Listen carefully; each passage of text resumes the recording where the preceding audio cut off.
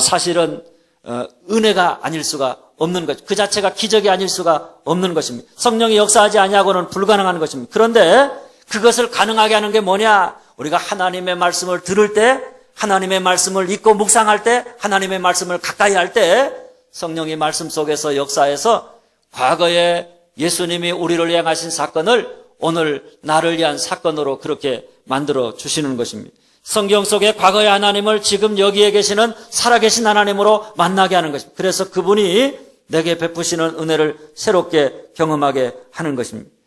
그러니까 성경을 읽으면서 우리가 옛날에 아무에게 이렇게 하나님이 은혜를 베푸셨구나 이렇게 깨닫는 것이 아니라 하나님이 오늘 나를 이렇게 사랑하시는구나, 오늘 내 삶에 이렇게 은혜를 베푸시는구나 이렇게 고백하게 되는 것입니다. 그러나 여러분, 우리가 은혜 가운데 살아가려면 무엇보다 은혜의 방편인 성경을 읽거나 묵상하거나 설교를 듣거나 성례전에 참여하면 되는 줄 믿으시기를 바랍니다. 우리가 은혜 받기를 원한다 그러면서 은혜 받는 자리에 오질 않습니다. 그러면 그 사람 여러분 은혜 속에서 강건할 수가 없는 거예요. 오늘 이렇게 여러분처럼 예배하는 자리에 나오지 아니하고 은혜 가운데 살아가기를 원한다, 승리하는 삶 살아가기를 원한다, 불가능한 거예요. 또 하나님의 말씀을 내가 가까이 하지 아니하고 하나님의 말씀을 읽거나 묵상하지 아니하고 내가 하나님의 은혜 받기를 원한다, 불가능한 일입니다. 은혜 받으려면 첫째는 은혜의 방편인 하나님의 말씀을 늘 가까이 하며 사는 자가 되어야 하는 것입니다. 우리가 하나님의 말씀을 가까이 하지 않는다 그러면 절대로 은혜 가운데 살아갈 수 없고 은혜 받을 수 없고, 그러면 그 삶이 평강의 삶을 살아갈 수 없는 줄 아시기를 바랍니다. 그리고 또 하나가 뭐라 그랬습니까? 하나님의 은혜를 우리에게 전달해 주는 방편이 하나님의 말씀이 하나요. 또 하나가 뭐라 그랬습니까? 기도입니다. 기도하는 것을 통해서 우리가 기도해야 은혜 받을 수 있는 것입니다. 여러분, 우리가 답답할 때, 마음이 불안하고 낙담될 때 우리가 하나님 앞에 나아가 기도해야 은혜를 체험하게 되는 것입니다. 우리가 기도해야 살아계신 하나님이 나를 사랑하시는 그 사랑, 그 거룩한 임재하심, 하나님의 역사하심을 체험할 수 있는 것입니다. 그러니 오늘 우리를 기도하게 하는 것이 있다면 그것이 무엇이든 그것은 좋은 것이고, 우리로 기도하지 못하게 하는 것이 있다면, 우리로 기도하는 삶에서 멀어져 가게 하는 것이 있다면 그것이 무엇이든 그것은 나쁜 것입니다. 예를 들면 이렇습니다. 우리가 건강이 좋아서 기도를 등한히 한다. 그러면 그 건강이 축복입니까? 뭡니까, 여러분?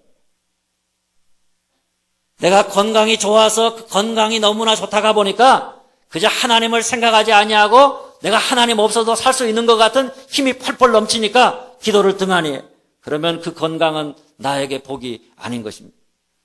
반대로 내가 병이 났습니다. 아픕니다. 그런데 아픈 것 때문에 내가 하나님을 찾고 하나님 앞에 나가 기도한다.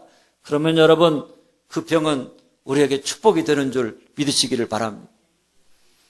그래서 히브리 4장 16절은 이렇게 말합니다. 때를 따라 돕는 은혜를 얻기 위하여 은혜 보좌 앞에 담대히 나아갈 것이니라. 뭡니까, 여러분? 우리가 때를 따라 도우시는 하나님의 은혜를 경험하려면 우리가 은혜 보좌 앞에 담대히 나아가는 자, 하나님 앞에 기도하는 자가 되어야 한다. 이런 말씀입니다. 우리가 기도할 때 계산해가지고 내가 하나님 앞에 기도하면 하나님이 얼마를 주실까 계산해가지고 나가는 거 아니잖아요. 이제 무조건 나가는 거예요. 무조건입니다. 무조건 하나님 앞에 나가는 거예요. 하나님의 도움을 간구하면서 은혜 받기를 원한다면 우리가 무조건 아무 계산하지 말고 무조건 하나님 앞에 나아가 기도하다가 보면 하나님의 은혜가, 때로는 말씀을 통해서 깨닫는 은혜가, 때로는 때를 따라 도우시는 은혜가 우리 가운데 임하게 되는 줄 믿으시기를 바랍니다. 여러분, 은혜는요, 하나님의 말씀, 기도, 이 두 가지 통로를 통해서, 두 가지 방편을 통해서 우리가 하나님의 은혜를 경험할 수 있는 것입니다. 말씀을 정리합니다. 첫째, 바울은 자기 자신을 사도된 바울이다, 이렇게 소개합니다. 사도로서 우리가 사역할 때 무엇보다 중요한 것은 내가 하는 이 모든 사역, 내가 있는 그 자리, 그 모든 것은 하나님의 뜻으로 되었다. 하나님이 나를 보내셨다. 여러분, 이런 소명의식을 가지고 사역을 감당한다 그러면 그 사역은 반드시 열매를 맺고 하나님께 영광 돌리게 되는 것입니다. 둘째로 바울은 성도들을, 예수 믿는 사람들을 성도라, 신실한 자라 이렇게 표현합니다. 여러분, 우리는 성도입니다. 구별된 무리들입니다. 우리가 세상 속에 살아가지만은 하나님에게 속한 자요, 하나님의 말씀 따라 사는 자요, 하나님의 영광을 나타내야 하는 자입니다. 그런 우리에게 필요한 것은 다른 것이 아닙니다. 내가 성도라는 자의식과 더불어서 세상 속에서 성도의 거룩함을, 구별됨을 우리가 드러내며 사는 자가 되어야 합니다. 아무리 세상이 그런 우리를 방해하고 해방하고 우리를 핍박하고 우리를 미혹한다고 할지라도 우리가 포기하지 아니하고 끝까지 믿음의 모습을 지키며 산다. 주님을 향한 처음 사랑 버리지 아니하고 우리가 주님을 향한 사랑의 모습으로 살아간다. 그런 신실한 믿음의 사람이 된다. 그럴 때 우리의 믿음을 통해서 세상에 하나님의 축복이 임하게 되는 줄 믿으시기를 바랍니다. 셋째는 은혜와 평강입니다. 은혜 받으면 평강이 찾아옵니다. 은혜와 평강은 함께 가는 것입니다. 그러므로 우리가 평강의 삶을 살기 원한다면 우리는 항상 은혜 가운데 살기를 원하는 자가 되어야 하는 것입니다.